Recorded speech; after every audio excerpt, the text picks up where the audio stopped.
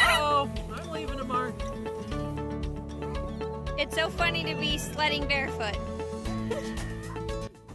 You want to go down with me? Let's go!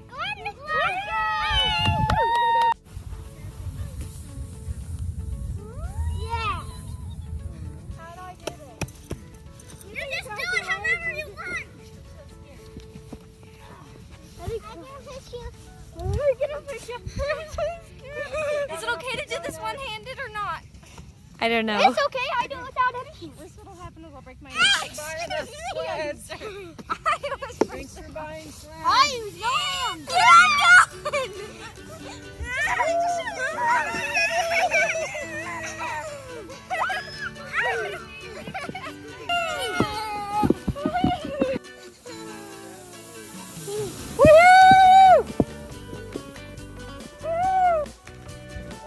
Okay, so I put our sleds down.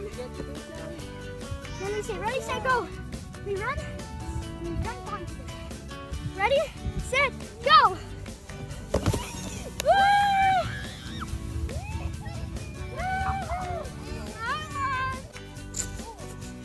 It's almost like butter and sugar mixed together on the bottom of my shoes. Oh, yeah.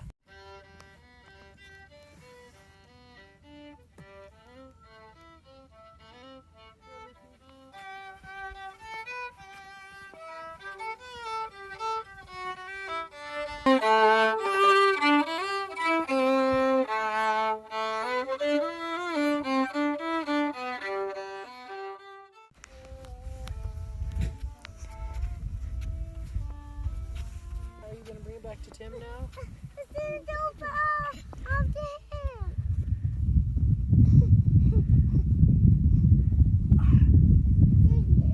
You're welcome. I like to do it down the hill. What are you guys working on? That's cool.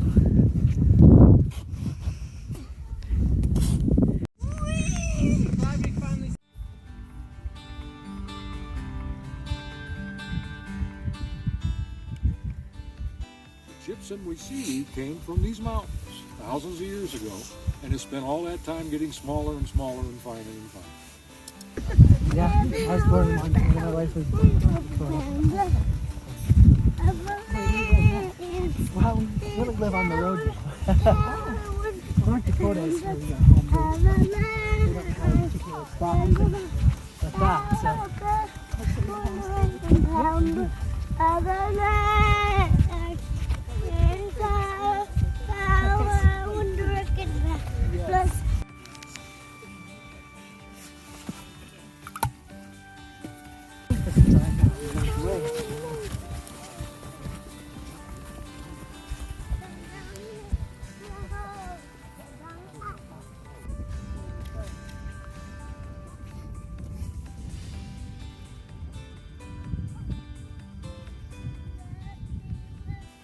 What do you see?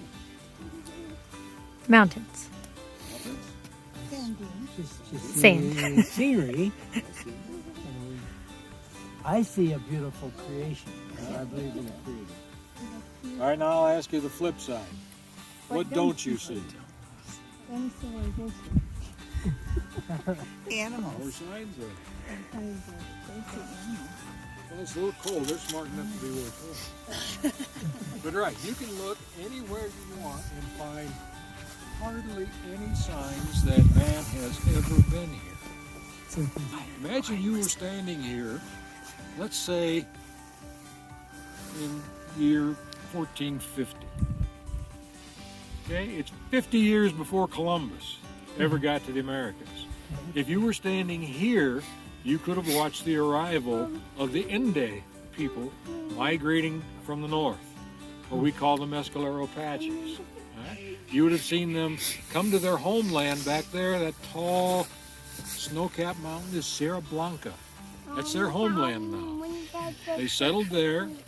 They settled all throughout the Sacramento Mountains. They claimed all the land between the Sacramentos and the Rio Grande for their own, all the way across this basin, all the way across these dunes.